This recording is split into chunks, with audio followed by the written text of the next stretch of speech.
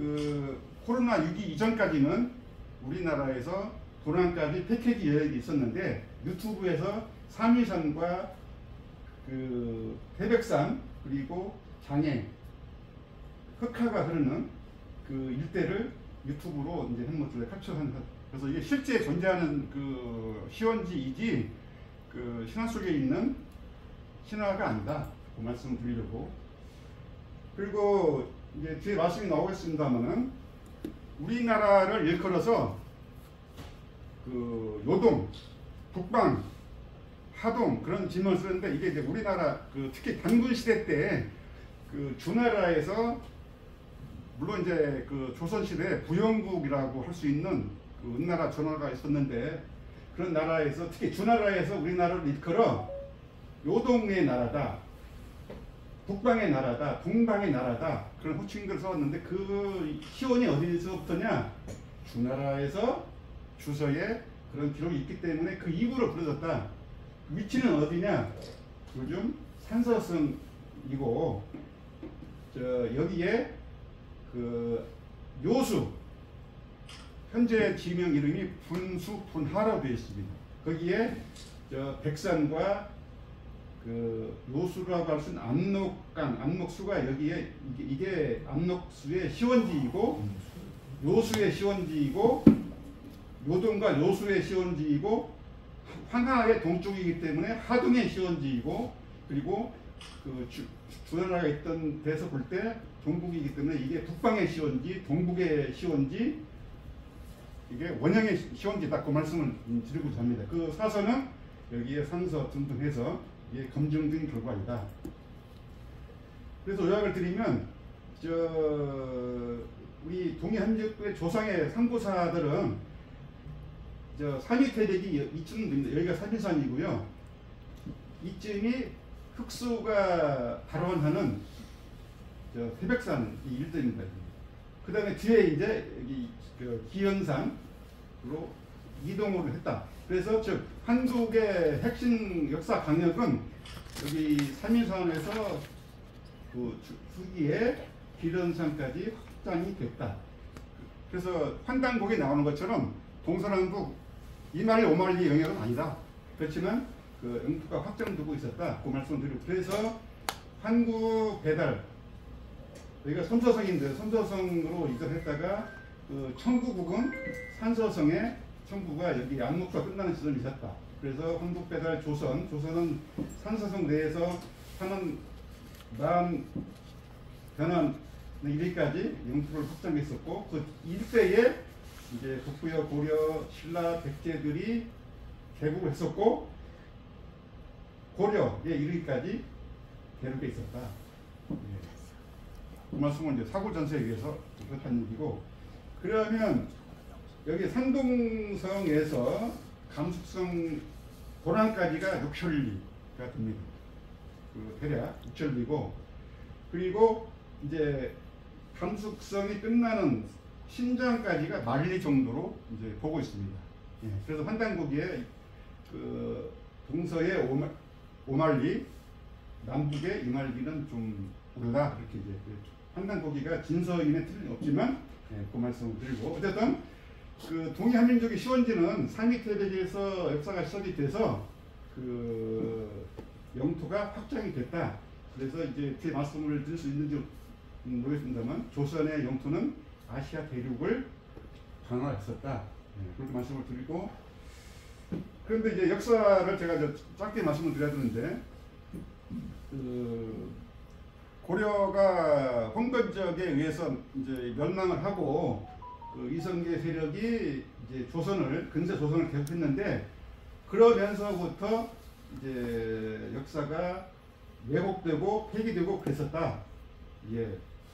이제 그리고 이제 한반도에 조선이 개국된 이후에 명나라를 유명조선으로 또는 유명조선국으로 사대를 하면서 고려실록, 고려왕조실록인 고려실록이 훼손되고 축소되고 왜곡되면서 이제 우리가 알고 있는 역사, 한반도의 역사로 이제 도착이 돼서 우리는 대륙의 역사를 잊어버렸다.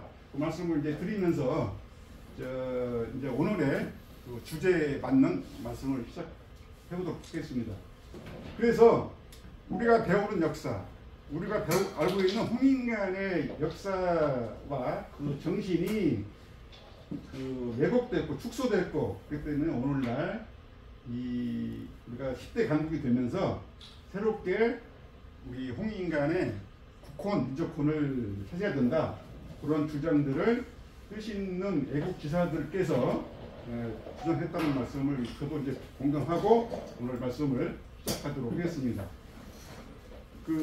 이 홍익인간 사상의 이제 개념 말씀드리기 앞서서 이 홍익인간이 어떻게 해서 이제 실천이 되고 건국 이념, 정치 이념으로서 구현되어 왔는지 그 말씀을 시작하겠습니다. 이 홍익인간은 영표문의 11세 도예단군이 조칙을 간판 내용에서 유래가 됩니다만, 마지막 구절에 일신강중 성통공한 제세유화하여야 홍인간이 가능하다, 그 말씀을 이제 가지고 풀어나올 수가 있겠습니다.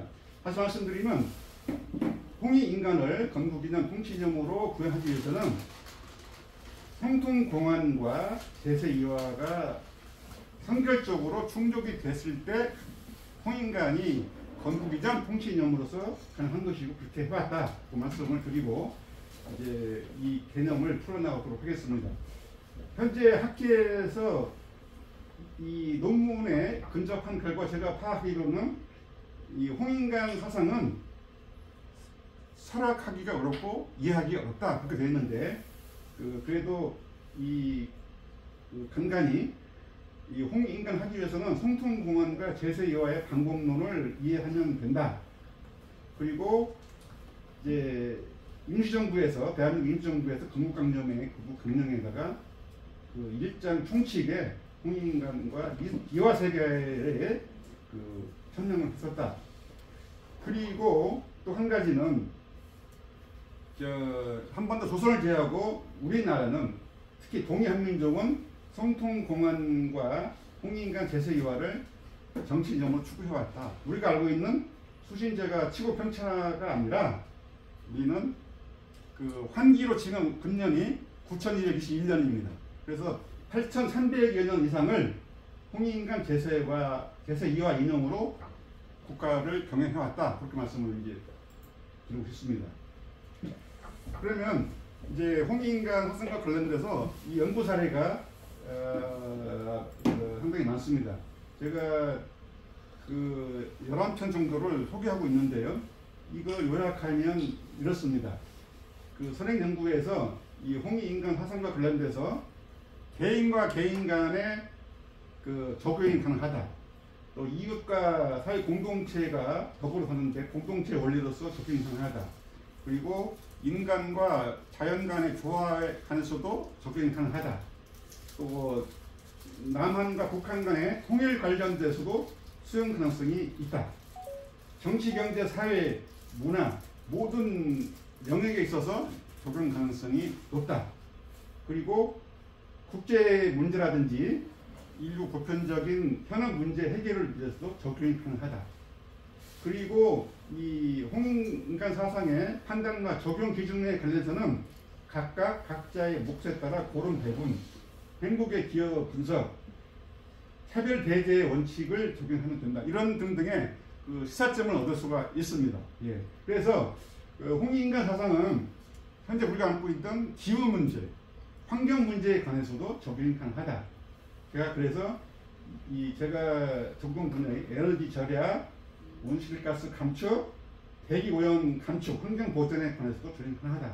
그 논문도 제가 썼습니다. 자, 이런 시사점을 가지고, 이 시사점만 가지고도 우리가 현재 안고 있는 양극화 문제, 불공정의 문제를 해결하는데 시사점이 있기 때문에 우리가 연구를 해서 연구 역량을 제고한다면 해결 방향은 물론이고 현대적으로 얼마든지 적용이 가능하다는 그런 시사점을 얻을 수 있겠다. 이게 선행 연구 사례의 시사점이다, 그렇게 말씀을 드릴 수가 있겠습니다. 제가 좀 말씀을 빨리 드렸는데 모르겠습니다. 제가 그러면 이제 홍익인간 사상과 관련돼서 이 개념을 말씀드리도록 하겠습니다. 우리가 홍익인간의 개념에 관해서는 교과서에서 배웠던 것처럼 널리 인간을 이롭게 하라, 그렇게 이제 듣고 교과서에 그렇게 쓰여 있습니다. 저는 이제 두 건의 선행 연구를 참고를 해서 약간 달리 해석을 하고 있습니다. 제가 논문을 통해서 정리한 개념은 인간을 모두 이롭게 하라. 제가 표현은 이제 인간을 모두 이롭게 한다. 그렇게 이제 썼습니다만, 널리보다는 모두라는 개념이 더 부합된 것 같다. 왜냐하면 잘 아시겠지만 이 건국 이념이고 통치 이념, 지금 이제 요즘 말로 정치좀 아니겠습니까? 통치라는 것은 이제 제사의 제사권을 국가 지도자가 가지고 있었기 때문에 통치자고 하지만, 제왕적인 그런 개념이지만, 지금은 성권분립을 벗어나서 추월해서 이제 제왕적 대통령제가 이제 좀 추월되는 세상이기 때문에 정치라는 개념을 쓰면 대통령을 비롯한 이 정치의 제도 결정권자들은, 또 정치인들은 인간을 모두 이렇게 하라, 이렇게 해야 된다, 그렇게 해석하는 게 맞아요. 널리라는 건 어떤 이제 방향성을 말하는데, 지역이랄지 또는 계층이랄지 그런 개념으로 세분화한다고 하면 모두라는 개념이 맞다. 예. 그래서 저는 이제 연표문을 요구해서 해석한다면 성통공안과 제세와의 성결을 전제로 해서 정치자들은 인간을 모두 이렇게 해야 된다, 그렇게 해석을 해볼 수가 있겠습니다. 잠깐만, 그 두 번째 인간을 모두 이익이 되도록 한다고 하셨죠? 예. 그건 문법상 인간 모두에게 이익이 되도록 한다. 예, 그렇게 할 수도 있습니다. 이렇게 하시는 게 문법상 예, 맞는 거예요. 예, 인간 모두에게 이익이 되게 한다. 예, 그렇게 할 수도 있습니다. 예. 그래서 이 해석을 더 이제 해보면, 이건 이제 한 문장의 해석이지만, 잘 아시는 것처럼 건국 이념이고 통치전이기 때문에 한 국가라든지 또는 이제 시도 같은 광역 단체에서는 시도라는 개념으로 개념을 좁혀서 볼 수 있는데, 어쨌든 홍익인간의 개념은 확장적으로 확산해서 해석을 재해석해 볼 수가 있다. 인간을 모두 이렇게 하는데, 인간을 놓고 보면 인구 통계학적인 속성으로 성별, 연령, 직업, 소득, 지역, 민족, 국가 단위로도 나누어서 이렇게 하라, 해석이 가능하다는 말씀입니다. 국제적인 지도자들은 민족, 국적을 초월해서 이렇게 해야 된다, 그렇게 해석이 가능한 것이고, 국내의 자국내의 지도자들은 인구 통계학적인 성별, 남녀이든 노소를 통해서든 골고루 이렇게 해야 된다. 또 소득이 많든 적든, 고소득층이든 저소득층이든, 전라도든 경상도이든 강원도이든 모두 골고루 이렇게 해야 된다. 그렇게 확정된 해석이 가능하다는 것입니다. 얼마든지. 우리가 이제 좀 이 사회 영역을 말씀드리면, 노령층이든 청장년층이든 이렇게, 대기업이든 중소기업이든 이렇게, 남한이든 북한이든 선진국이든 후진국이든 이렇게 해석을 확장적으로 가능하다. 이게 제 이제 학술론문을 주장하는 바입니다. 그래서 이 홍익인간의 개념을 실현 대상의 틀로서 인구 통계학적인 속성들로 하면 현대의 국정 운영, 또 국제적인 문제일까지 적용 가능성이 있기 때문에 모색의 가능성이 넓어지지 않겠느냐, 그런 말씀을. 참고로 제가 이제 상대관계라는 개념을 통해서 개인과 집단, 또 인구 속성, 또 이 정책을 집행하는 주체기관 입장에서 상대관계가 다 존재한다. 정치인들은 정치 세력과 이 유권자 세력과 등등 해서, 그래서 이러한 인구 통계와 상대관계를 감안해서 이 정치